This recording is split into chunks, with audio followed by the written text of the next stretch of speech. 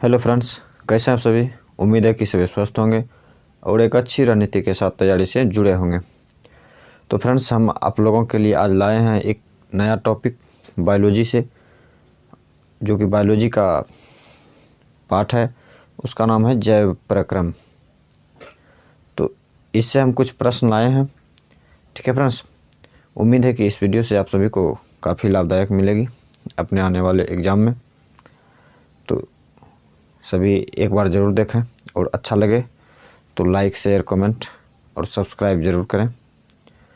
देखिए फ्रेंड्स, पहला क्वेश्चन है, पौधों में वाष्पोत्सर्जन किस भाग में होता है। तो आप सभी बताएंगे कि पौधों में वाष्पोत्सर्जन जड़ में होता है, तना में होता है, पत्ता में होता है, फूल में होता है।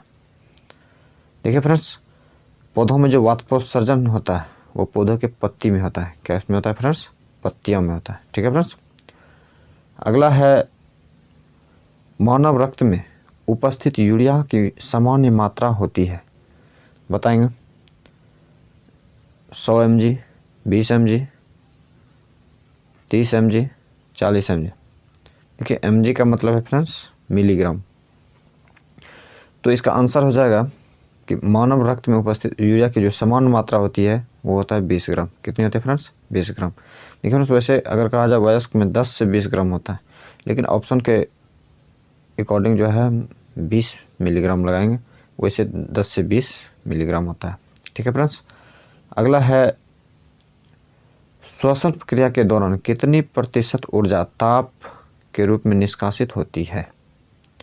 बताएंगे 20%, 40%, 60%, 80%। श्वसन क्रिया के दौरान कितनी प्रतिशत ऊर्जा ताप के रूप में निष्कासित होती है। तो फ्रेंड्स, इसका सही जवाब हो जाएगा ऑप्शन ए 20%। ठीक है फ्रेंड्स, अगला है, मनुष्य में वृक्क एक तंत्र का भाग है जो संबंधित है पोषण से, श्वसन से, उत्सर्जन से या परिवहन से। तो इसका सही जवाब हो जाएगा उत्सर्जन से। मनुष्य में वृक्क एक तंत्र का भाग है, तो ये किससे संबंधित है? उत्सर्जन से। ठीक है फ्रेंड्स, अगला है, पौधों के वायवीय भागों में से जल के निष्कर्ष की क्रिया कहलाती है परागण, निषेचन, विसरण। ठीक है फ्रेंड्स, या इन लास्ट कुछ और एक होगा उसका वाष्पोत्सर्जन। तो बताएंगे फ्रेंड्स, इसमें क्या होता है। पौधों के वायवीय भागों से जल के निष्कर्ष की क्रिया क्या कहलाती है। तो बताएंगे फ्रेंड्स, परागण कहलाती है, निषेचन कहलाती है, या विसरण कहलाती है, या लास्ट है वाष्पोत्सर्जन। तो इसका सही जवाब हो जाएगा वाष्पोत्सर्जन। ठीक है फ्रेंड्स, और ऑप्शन डी। अगला है, वह प्रक्रम जिसके द्वारा शरीर में ऊर्जा का उत्पादन होता है कहलाता है श्वसन, पोषण, उत्सर्जन या उत्तेजनशीलता। तो फ्रेंड्स, जिसके द्वारा शरीर में ऊर्जा का उत्पादन होता है उसे क्या कहा जाता है? पोषण। क्या कहा जाता है? पोषण। ठीक है फ्रेंड्स, क्या कहा जाता है उसे? पोषण कहा जाता है, ऑप्शन बी। ठीक है फ्रेंड्स, अगला है, कौन सी क्रिया सभी जीव के लिए अनिवार्य है? प्रकाश संश्लेषण, वाष्पोत्सर्जन, श्वसन या चलन। तो इसका सही जवाब हो जाएगा श्वसन। श्वसन जो है सभी जीव के लिए अनिवार्य है। मैग्नीशियम पाया जाता है क्लोरोफिल में, लाल रक्तकण में, वर्णी लवक में, श्वेत रक्तकण में। तो बताएंगे फ्रेंड्स कि मैग्नीशियम किस में पाया जाता है। इसका सही जवाब हो जाएगा ऑप्शन ए, क्लोरोफिल में। ठीक है फ्रेंड्स, मैग्नीशियम किस में पाया जाता है? क्लोरोफिल में। अगला है, मानव हृदय में पाए जाते हैं 3 वैष्म, 2 वैष्म, 4 वैष्म, 5 वैष्म। इसका सही जवाब हो जाएगा 4 वैष्म। मानव हृदय में कितने वैष्म पाए जाते हैं? 4 वैष्म। ठीक है फ्रेंड्स, अगला है, प्रकाश संश्लेषण द्वारा किसकी प्राप्ति होती है? वसा की, प्रोटीन की, ग्लूकोज की, प्रकाश की। तो प्रकाश संश्लेषण द्वारा जो है फ्रेंड्स वो ग्लूकोज की प्राप्ति होती है। किसकी प्राप्ति होती है? ग्लूकोज की प्राप्ति होती है। ठीक है फ्रेंड्स, अगला है, कोशिका झिल्ली किस प्रकार की झिल्ली है? कोशिका झिल्ली किस प्रकार की झिल्ली है? पारगम्य, अपारगम्य, अर्धपारगम्य, इनमें से कोई नहीं। तो इसका सही जवाब हो जाएगा अर्धपारगम्य। कोशिका झिल्ली किस प्रकार की झिल्ली है? अर्धपारगम्य झिल्ली है। कोशिका झिल्ली अर्धपारगम्य झिल्ली है। अगला है दही के जमने में निम्नलिखित में से कौन सी क्रिया होती है? अपघटन, प्रकाश संश्लेषण, किण्वन या उत्सर्जन। देखिए फ्रेंड्स, दही के जमने में जो है वो किण्वन की क्रिया होती है। किसकी होती है? किण्वन की क्रिया होती है। ठीक है फ्रेंड्स। अगला है जीवन की उपचायी क्रियाओं के संचालन के लिए निम्नलिखित में से कौन आवश्यक है? जीवन की उपचायी क्रियाओं के संचालन के लिए निम्नलिखित में कौन आवश्यक है? निरंतर ऊर्जा की आपूर्ति, शरीर की वृद्धि, टूटे फूटे ऊतकों की मरम्मत या इनमें से सभी। देखिए फ्रेंड्स, कहता है जीवन की उपापचयी क्रियाओं के संचालन में निम्नलिखित में कौन आवश्यक है? निरंतर ऊर्जा की आपूर्ति, ये भी आवश्यक है। शरीर की वृद्धि, ये भी आवश्यक है। टूटे फूटे ऊतकों की मरम्मत, ये भी आवश्यक है। तो इसका सही जवाब हो जाएगा ऑप्शन डी, इनमें से सभी।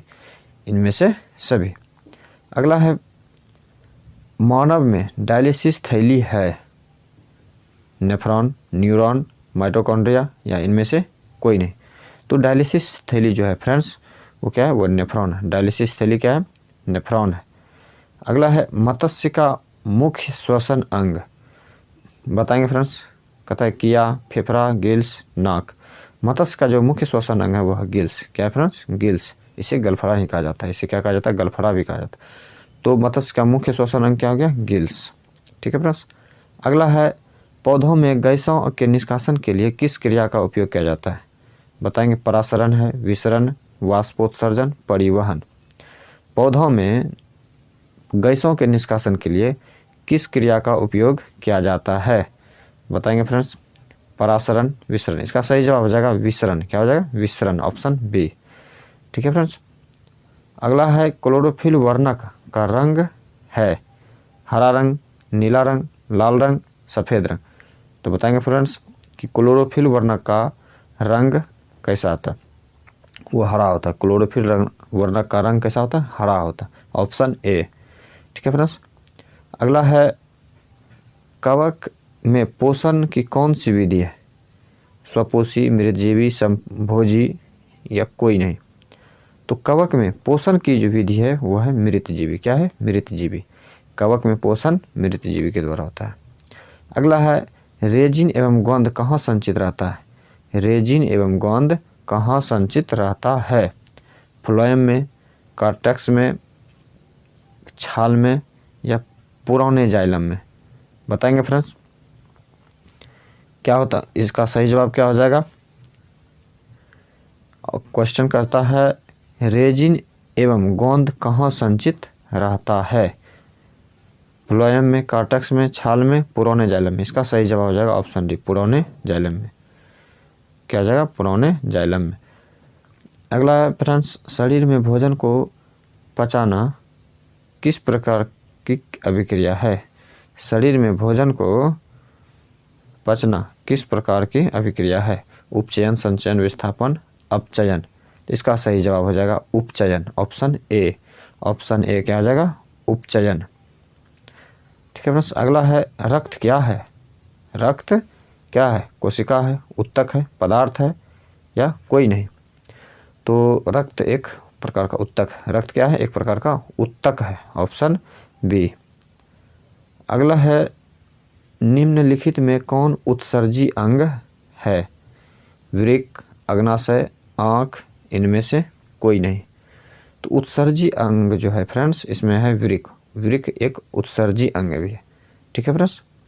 अगला है रक्षी कोशिकाएं पाई जाती है जड़ में, पत्तियों में, फूलों में, फलों में। रक्षी कोशिकाएं। ठीक है। इसका सही जवाब हो जाएगा ऑप्शन बी, पत्तियों में। रक्षी कोशिकाएं कहाँ पाई जाती है? पत्तियों में। अगला है इथाइल अल्कोहल किस प्रकार के श्वसन में बनता है? वायवीय श्वसन, अवायवीय श्वसन। अगला है ए और बी या इनमें से कोई नहीं। देखिए फ्रेंड्स, इथाइल अल्कोहल जो है वह बनता है अवायवीय श्वसन में। किस में बनता है? अवायवीय श्वसन में, ऑप्शन बी। इथाइल अल्कोहल किस में बनता है? किस प्रकार के श्वसन में? वो अवायवीय श्वसन में बनता है। ठीक है फ्रेंड्स। अगला है मनुष्य के सांस लेने और छोड़ने की क्रिया को कहा जाता है? बताएंगे कि मनुष्य के सांस लेने और छोड़ने की क्रिया को क्या कहा जाता है? श्वासोच्छ्वास, श्वसन, निःश्वसन, उत्सर्जन। मनुष्य के सांस लेने और छोड़ने की क्रिया को श्वासोच्छ्वास कहा जाता है। क्या कहा जाता है? श्वासोच्छ्वास। Option A. क्या कहा जाता है? श्वासोच्छ्वास। अगला है फ्रेंड्स, रक्त में आयरन की कमी होने वाला रोग। रक्त में आयरन की कमी से होने वाला रोग कौन सा? टीबी, मधुमेह, एनीमिया, उच्च रक्तचाप। देखिए फ्रेंड्स, हम लोग भली भांति जानते हैं कि आयरन में रक्त की कमी से होने से एनीमिया बीमारी होता है। कौन सा रोग होता है? एनीमिया रोग होता है। Option C. अगला है, पादप में जाइलम उत्तरदायी है। पादप में जाइलम उत्तरदायी है। क्या हो जाएगा फ्रेंड्स? जल का वहन, भोजन का वहन, अमीनो अम्ल का वहन, ऑक्सीजन का वहन। तो इसका सही जवाब क्या हो जाएगा फ्रेंड्स? एक बार क्वेश्चन क्या कहता है? क्वेश्चन है पादप में जाइलम उत्तरदायी है। इसका सही जवाब हो जाएगा ऑप्शन ए, जल का वहन। किस पर क्या हो जाएगा? ऑप्शन ए, जल का वहन। ठीक है फ्रेंड्स। अगला है, कूटपाद किस में पाया जाता है? कूटपाद जो है पाया जाता है पैरामीशियम में, यूग्लिना में, अमीबा में, या इनमें से कोई नहीं। तो इसका सही जवाब हो जाएगा ऑप्शन सी, कूटपाद किस में पाया जाता है? अमीबा में। कूटपाद किस में पाया जाता है फ्रेंड्स? अमीबा में। अगला है, प्रकृति में ऑक्सीजन का संतुलन कैसे बना रहता है? संयोजन क्रिया, प्रकाश संश्लेषण, अपघटन। ठीक है फ्रेंड्स, क्या होगा इसमें? प्रकृति में ऑक्सीजन का संतुलन कैसे बना रहता है? तो आप सभी बताएंगे कि प्रकृति में ऑक्सीजन का संतुलन कैसे बना रहता है? संयोजन क्रिया द्वारा, प्रकाश संश्लेषण, अपघटन, या इनमें से कोई नहीं। तो इसका सही जवाब हो जाएगा प्रकाश संश्लेषण। प्रकृति में ऑक्सीजन का संतुलन कैसे बना रहता है? प्रकाश संश्लेषण के द्वारा बना रहता है। ठीक है फ्रेंड्स। अगला है, स्टोमाटा पौधों के किस अंग में पाया जाता है? तना में, पत्तियां में, जड़ में, या कोई नहीं। देखिए फ्रेंड्स, स्टोमाटा जो है वो पौधों के किस अंग में पाया जाता है? पत्तियों में पाया जाता है। किस में पाया जाता है? पत्तियों में। स्टोमाटा पौधों के पत्तियों में पाया जाता है। ठीक है फ्रेंड्स, ऑप्शन बी। अगला है, मानव हृदय का औसत प्रकुंचन दाब है। बताएंगे फ्रेंड्स, मानव हृदय का जो औसत प्रकुंचन दाब है वो क्या है? 120 mm, 150 mm, 90 mm। ठीक है फ्रेंड्स, मानव हृदय का औसत प्रकुंचन दाब जो है वो क्या होता है? 120 mmHg। वो क्या होता है? 120 mmHg। Option A. ठीक है फ्रेंड्स। अगला है, इनमें से कौन प्रकाश संश्लेषी अंग है? पत्ती, स्ट्रोमा, ग्राना, हरित लवक। देखिए फ्रेंड्स, कहता है कि इनमें से कौन प्रकाश संश्लेषी अंग है? तो प्रकाश संश्लेषी अंग क्या है फ्रेंड्स? पत्ती। प्रकाश संश्लेषी अंग क्या होता है? पत्ती। इनमें से जो है वो क्या हो जाएगा? पत्ती। प्रकाश संश्लेषी अंग क्या होता है? पत्ती। अगला है, वाष्पोत्सर्जन कैसी प्रक्रिया होती है? वाष्पोत्सर्जन कैसी प्रक्रिया है? शारीरिक, भौतिक, रासायनिक, या प्राकृतिक। देखिए फ्रेंड्स, वाष्पोत्सर्जन जो है वो भौतिक प्रक्रिया है। क्या है? वो भौतिक प्रक्रिया है। ऑप्शन बी, वाष्पोत्सर्जन कैसी प्रक्रिया है? भौतिक प्रक्रिया। अगला है, शरीर में भोजन का पचना किस प्रकार की अभिक्रिया है?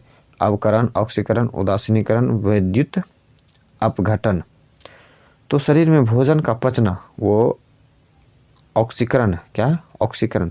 शरीर में भोजन किस प्रकार से पचता है? ऑक्सीकरण। अगला है फ्रेंड्स, स्वपोषी पोषण के लिए आवश्यक है क्लोरोफिल, कार्बन डाइऑक्साइड तथा जल, सूर्य प्रकाश, उपर्युक्त सभी। देखिए फ्रेंड्स, स्वपोषी भोजन पोषण के लिए आवश्यक है। स्वपोषी पोषण के लिए फ्रेंड्स जैसे पेड़ पौधे के लिए क्लोरोफिल भी आवश्यक है, कार्बन डाइऑक्साइड तथा जल भी आवश्यक है, सूर्य का प्रकाश भी आवश्यक है। तो इसका सही जवाब हो जाएगा ऑप्शन डी, उपर्युक्त सभी। ठीक है फ्रेंड्स। अगला है, पाइरूवेट के विखंडन से यह कार्बन डाइऑक्साइड तथा जल तथा ऊर्जा देता है। यह क्रिया होती है। क्या होती है फ्रेंड्स? कोशिका द्रव्य, माइटोकॉन्ड्रिया, हरित लवक, केंद्रक। तो देखिए क्वेश्चन क्या कहता है? क्वेश्चन कहता है पाइरूवेट के विखंडन से यह कार्बन डाइऑक्साइड, जल तथा ऊर्जा देता है। तो यह क्रिया जो है कहाँ होती है, माइटोकॉन्ड्रिया। किसमें होती है, माइटोकॉन्ड्रिया। ठीक है फ्रेंड्स। अगला है जठर ग्रंथियाँ पाई जाती है। जठर ग्रंथियाँ आँख में पाई जाती है, अग्नाशय में, यकृत में, अमाशय में। देखिए फ्रेंड्स, जठर ग्रंथियाँ जो होती है वहाँ कहाँ पाई जाती है, अमाशय में। ऑप्शन डी क्या हो जाएगा फ्रेंड्स, ऑप्शन डी। जठर ग्रंथियाँ कहाँ पाई जाती है, अमाशय में। अगला है खुला परिसंचरण तंत्र किसमें पाया जाता है, मनुष्य में, कॉकरोच में, घोड़ा में, ऊँट में। तो खुला परिसंचरण तंत्र जो है फ्रेंड्स वो किसमें पाया जाता है, कॉकरोच में। इसका ऑप्शन बी, खुला परिसंचरण तंत्र कॉकरोच में पाया जाता है। अगला है पौधों में पाया जाने वाला गाढ़ा एवं दूधिया तरल उत्सर्जी पदार्थ को क्या कहते हैं, लेटेक्स, रेजिन, गोंद, टेनिन। देखिए फ्रेंड्स, कहता है पौधों में पाया जाने वाला गाढ़ा एवं दूधिया उत्सर्जित तरल पदार्थ उसे क्या कहते हैं, लेटेक्स। क्या कहा जाता है, लेटेक्स। ऑप्शन ए क्या कहा जाता है फ्रेंड्स, लेटेक्स। अगला है यूरिया रक्त में कहाँ से प्रवेश करती है, फेफड़ा से। अगला है यकृत से, श्वास नलिका से, वृक्क से। ठीक है फ्रेंड्स, कहता है यूरिया रक्त में कहाँ से प्रवेश करती है, तो इसका सही जवाब हो जाएगा ऑप्शन बी, यकृत से। क्या हो जाएगा फ्रेंड्स, यकृत से। यूरिया रक्त में कहाँ से प्रवेश करती है, यकृत से। अगला है प्रकाश संश्लेषण होता है रात में, दिन में, रात दिन दोनों, सुबह शाम। देखिए फ्रेंड्स, इसका सही जवाब क्या होगा, तो आप लोग बताएंगे कि प्रकाश संश्लेषण कब होता है, दिन में होता है कि रात में होता है, या रात दिन दोनों, या सुबह शाम होता है। तो इसका सही जवाब हो जाएगा ऑप्शन बी, दिन में। प्रकाश संश्लेषण की क्रिया कब होती है, वो दिन में होती है। ठीक है फ्रेंड्स। अगला है पादप में फ्लोएम संवाहक होता है, भोजन, कार्बन डाइऑक्साइड, जल या अमीनो अम्ल। पादप में फ्लोएम संवाहक होता है, वो क्या होता है, भोजन। पादप में फ्लोएम संवाहक क्या होता है, भोजन। अगला है प्रकाश संश्लेषण क्रिया में ऑक्सीजन बाहर निकलता है। प्रकाश संश्लेषण क्रिया में ऑक्सीजन बाहर निकलता है जल से, कार्बन डाइऑक्साइड से, ग्लूकोज से या डिक्टियोजोम से। प्रकाश संश्लेषण क्रिया में ऑक्सीजन बाहर निकलता है, वो किससे निकलता है, जल से। प्रकाश संश्लेषण क्रिया में ऑक्सीजन बाहर किससे निकलता है, जल से। अगला है रक्त में हल्के पीले रंग के चिपचिपे द्रव को कहते हैं, प्लाज्मा, सीरम, लिम्फ, लसिका। रक्त में हल्के पीले रंग के चिपचिपे द्रव को क्या कहता है, प्लाज्मा। क्या कहता है, प्लाज्मा। रक्त में हल्के पीले रंग के चिपचिपे द्रव को क्या कहते हैं, प्लाज्मा। अगला है प्रकाश संश्लेषी अंगक है, पत्ती है, हरित लवक है, क्लोरोफिल है, क्लोरोप्लास्ट है। तो प्रकाश संश्लेषी अंगक क्या होता है फ्रेंड्स, प्रकाश संश्लेषी अंगक जो है वो क्या है, पत्ती, हरित लवक, क्लोरोफिल, क्लोरोप्लास्ट। तो इसका सही जवाब होता है ऑप्शन बी, हरित लवक। प्रकाश संश्लेषी अंगक क्या, हरित लवक। अगला है वृक्क के संरचनात्मक एवं क्रियात्मक इकाई को कहते हैं, नेफ्रॉन, मूत्रवाहिनी, ग्लोमेरुलस या वोमेन संपुट। वृक्क के संरचनात्मक एवं क्रियात्मक इकाई, तो फ्रेंड्स वृक्क का जो संरचनात्मक एवं क्रियात्मक इकाई वो क्या होता है, नेफ्रॉन। क्या होता है, नेफ्रॉन। वृक्क के संरचनात्मक एवं क्रियात्मक इकाई नेफ्रॉन को कहा जाता है। मनुष्य के शरीर की सबसे बड़ी ग्रंथि, लीवर, अग्नाशय, अंडाशय, एड्रिनल। तो मनुष्य के शरीर की सबसे बड़ी ग्रंथि वो क्या है, लीवर। मनुष्य के शरीर की सबसे बड़ी ग्रंथि क्या है, लीवर। अगला है फ्रेंड्स स्वपोषी पोषण के लिए आवश्यक नहीं है, क्या नहीं है, ऑक्सीजन, क्लोरोफिल, सौर प्रकाश, जल। देखिए फ्रेंड्स जल तो आवश्यक है, सौर प्रकाश भी आवश्यक है, स्वपोषी पोषण के लिए क्लोरोफिल भी आवश्यक है, लेकिन ऑक्सीजन उनके लिए आवश्यक नहीं है। तो कहता है स्वपोषी पोषण के लिए आवश्यक नहीं है, तो इसका सही जवाब हो जाएगा ऑक्सीजन। ठीक है फ्रेंड्स। ऑक्सीजन क्यों आवश्यक नहीं है, क्योंकि ऑक्सीजन तो वो छोड़ता ही है।